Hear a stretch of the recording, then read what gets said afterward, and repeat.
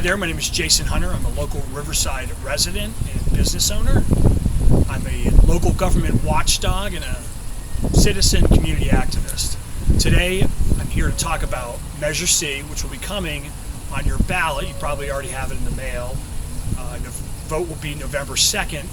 It is to impose an 11.5% tax on your electricity bill that will go into City of Riverside's general fund. Now, it's called the Riverside Services Protection Act, and ostensibly, if you look at the literature you're going to be sent here, and you probably already have, you'll see that it will say it's going to go to pay for things like public safety, paramedics, street repair, senior and youth services, things like that. And if you pass it, I'm sure you'll also find that you will be getting $24 million back in future electricity credits on your bill from Riverside Public Utilities. And so everything seems, well, that's just great, right? Why shouldn't we pass this measure? But I'm here today to talk about the other side of the story, which is if you vote no, what happens? And then secondly, what really is Measure C and where did it come from? So let's start with what is Measure C? Measure C is a result of the city losing a lawsuit about a year ago. It was called Parada versus the City of Riverside, and there's a judgment in with the local Superior Court here in Riverside where the city was found to have been illegally and in violation of the California Constitution transferring money from your electricity bill into its general fund to pay for general services, police, fire, parks, etc., etc. And the city lost that. And as part of a settlement agreement, and I'll tell you why the city lost. The city lost that because the California Constitution says that if you're going to provide a service like electricity service to residents here, and you're going to do it, the government's going to provide that service, you have to do it at actual cost. You can't embed a profit into the bills unless you let the voters vote on it first.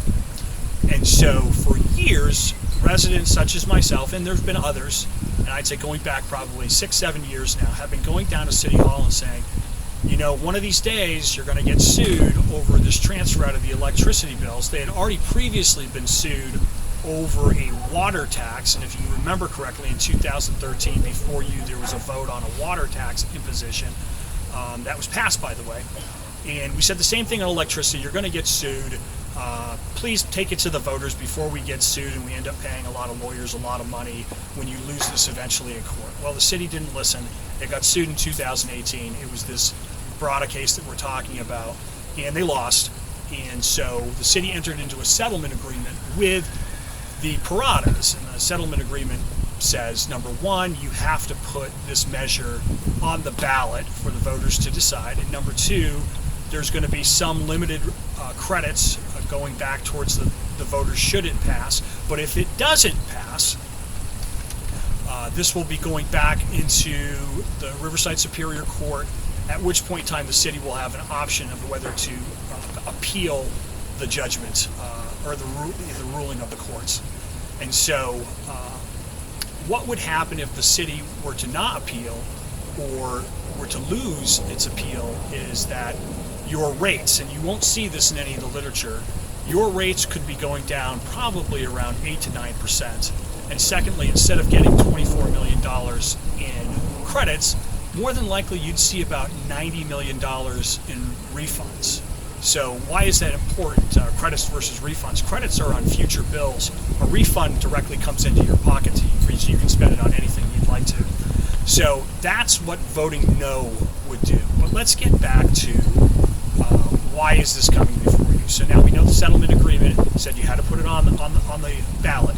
What the city is doing is essentially, without telling you once again, they're saying we're asking for forgiveness in lieu of permission to tax you on your electricity bills. Remember, we got caught illegally taking money out of your bills. So my thoughts on that are, even if the city were to need the money, which it doesn't, in my opinion, because we just passed a giant sales tax measure just 5 years ago, even if they were to need the money, send a message to the city itself as to its bad behavior, which is we shouldn't be rewarding folks for taking this money without our permission and then bailing them out after the fact, quite frankly. It's not responsible behavior on their behalf. I think we need to send a very strong message to them that that kind of bad governance isn't going to be tolerated here in the city of Riverside. So what is the city allow? It's allowing you to now vote on this tax.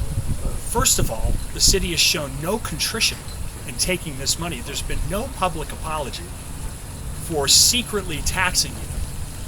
They're now going to come forward and not tell you about any of this backstory. You're going to get one half of the story, and they're going to make it seem like if you don't pass this tax, there's not going to be enough money for the services that you value the most.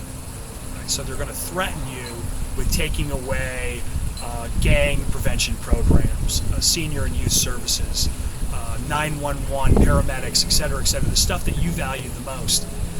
That's not true. The city has plenty of money. Once again, the voters were nice enough to pass an additional 1% sales tax back in 2016. If you remember, it was called Measure Z. And they used the same arguments back in 2016 to get folks to pass that measure. It put another 50 plus million, I believe it's over 60 million now, in the city's general fund coffers. So they're flush with your money in the last 5 years. And before that, if you remember, in 2010 we passed a hotel tax, 2013 we passed a water tax. So now this is the fourth tax in the last 11 or so years that the city of Riverside voters have been asked to approve. Every single one of them said it was going to pay for the same stuff. So obviously, I always say, fool me once, shame on you, but fool me 4 times, well, the general public needs to start putting it together here. The money's not going towards those things that the city keeps on insinuating that it will be going for. But if you read the fine print, you'll see that it's just going to the city's general fund, which is the city's slush fund. It's for anything the city council wants to spend it on that they can legally spend it on, or at least what they can get away with spending it on. So I encourage you to vote no on Measure Z. I encourage you to vote no on Measure C. If you want to know what happened to your Measure Z dollars, the city of Riverside linked the passage of Measure Z to automatic windfall salary increases for all of its employees. So about 40% of your money from Measure Z, the sales tax, went directly into the public employees' pockets, which then, of course, has exploded our pension debt as well. And so there is money out there that could be clawed back from our employee unions, and hence we would suffer almost no economic consequences by voting down this electricity tax, Measure C, if we were to get tough with our public employee unions. And I figure this is really our best chance, Riversiders, to take back control of our city from its insiders and get our spending, and especially on our employee costs and our personnel costs, under control. So once again, I encourage you to